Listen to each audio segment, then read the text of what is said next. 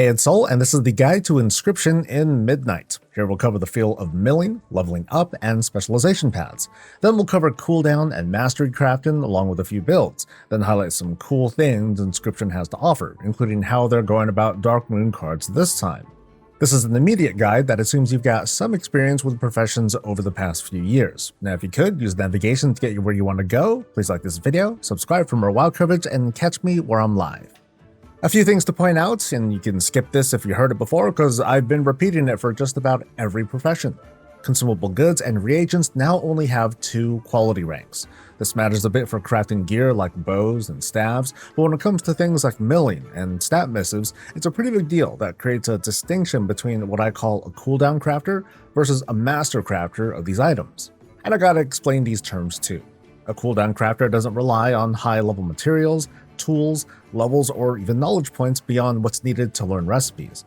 Instead, they focus on using the concentration stat to raise the quality of an item to the next highest rank. In Midnight, with only 2 ranks, max quality is just 1 step away. Virtually all professions can apply this philosophy to create crafting characters who basically use concentration to make max quality consumables and reagents when enough is available, thus using concentration as a daily-ish cooldown mechanic. As soon as scribes learn the recipes, they can immediately spend their concentration to make top-tier items like missives, albeit only a handful every few days. A player with this philosophy sees their characters more or less as tools, means to an end, and so on and so forth, and will primarily do their business in the auction house. I'm speculating here, but I anticipate cooldown crafters to be pretty popular, as they don't even need high-quality materials to make top-quality goods. There might be a drawback though, as this could actually impact the supply of some materials, which might narrow the price differences between qualities. We also gotta consider the mid to long term of this kind of approach.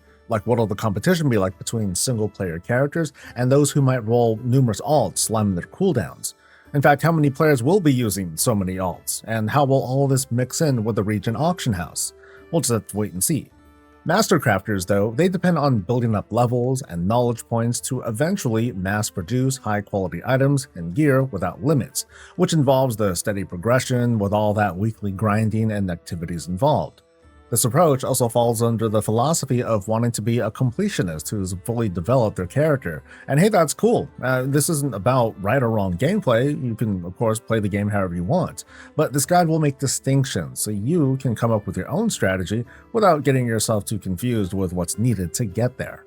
All the familiar trappings have returned, from specializations to knowledge points and patron orders and concentration. A number of recipes are purchased with Artisan's Moxie. It's earned from skill ups, gaining knowledge, and fulfilling patron orders. Some recipes are discovered or dropped, and you can mouse over the info box on a recipe to find out how to get it. Moxie, by the way, it replaces Artisan's Acuity from the War Within. Moxie is also specific to a given profession, so unlike Dragonflight and the War Within, you won't be able to jump multiple professions to consolidate a bunch of Moxie and then dump it onto a single profession.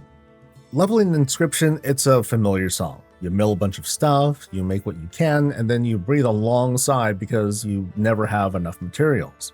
There are 4 millable herbs in Midnight, and like the War Within, the reagents are quite easy to identify and make distinctions just by name.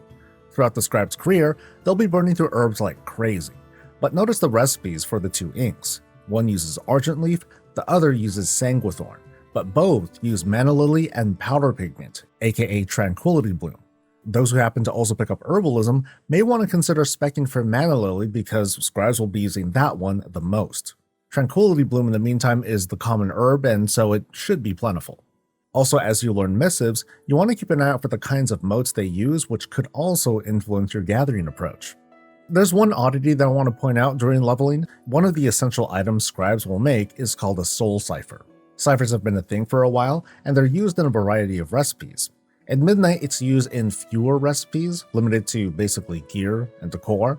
What I find odd though is that making it requires 1 dusk-shrouded stone. This is something found by jewel crafters who are prospecting. Now, personally, I don't think having a cross-profession recipe for something like this is all that necessary, and the stone requirement, I think it ought to be removed. Again, it's not super punishing, it's just kind of uncharacteristic after looking through the other professions so far. After reaching level 65, Vantis runes are your ride towards max level, at least right now in the beta. With this in mind, you have a choice to either race to higher skill level or to recoup your losses, because Vantage runes are very expensive to craft at the start of an expansion, and they definitely don't feel worth selling when raids aren't even out yet. So it's pretty simple. What you can do is when you want to skill up, you can use concentration to get a high quality rune. That way it'll at least be desirable for those looking for one, and it'll hopefully go at a decent price. It's even better if you get a multi-craft proc, but the takeaway is that you're using these kind of daily-ish cooldowns to slowly up your skill.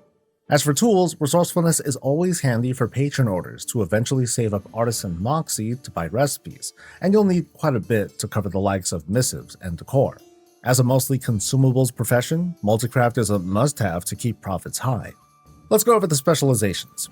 Blueprints is where we look at all the equipment crafting minus Darkmoon trinkets. As you can see, these have been fragmented into all these paths. You can at least choose a mastery over a particular type as soon as you start going down one of the trees, as well as learn how to add optional reagents. Personally, the safest specs I consider going for would be the alchemy rod and either the staff or the offhand, but that sort of depends on what the state of embellishments are.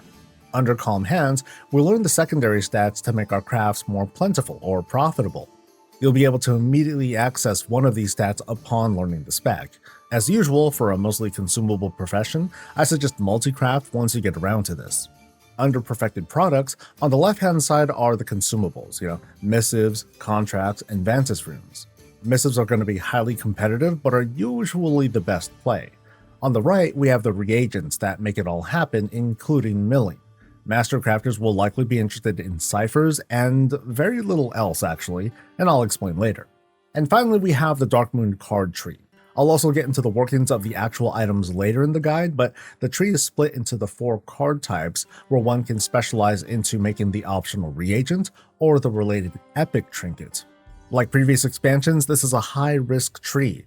Depending on the itemization of other trinkets during the expansion, Darkmoon decks will either be a must-have or be dead on arrival. I lightly mention it when talking about the specs, but let's go over master crafting with gear again. The profession tools under scribes, they're desired, but in my opinion the alchemy rod will be the most desired out of the 3. Inscription isn't quite as popular of a profession, and most folks only need one cook in their warband. Speccing into blueprints at all will be beneficial, giving much easier access to patron orders that ask for optional reagents. Out of the 3 gear selections though, I would say bows are the most risky of them all. It's kind of funny that engineers can also craft guns, and part of the competition to get business from hunters, who are the only ones who can use these weapons, is, well, which kind of weapon do they prefer, which also doesn't make a big difference because of transmog. Staves are usually a solid choice over tomes, but don't take my word for it. Like jewel crafting, Inscription has multiple stages of production where quality has an influence.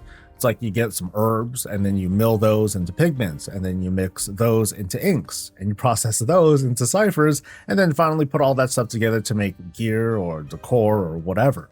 Thanks to there being only 2 ranks of quality, we have a scenario where a cooldown crafter just needs any quality of material, then use concentration to make the final product at its highest quality. And if they want to scale up the production, just make more alts. It's labor intensive to do that, but it's also a very cheap alternative as opposed to going through all the weekly motions of becoming a master crafter whose main advantage is they can continue producing as long as they have access to good materials, which cooldown crafters don't even need anyway.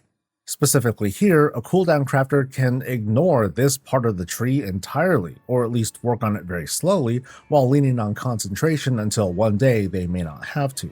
This applies to all the reagents and consumables here, as well as the Darkmoon sigils and the other tree. Finally, picking up Calm Hands at all is important to start learning treatises to get you extra skill points.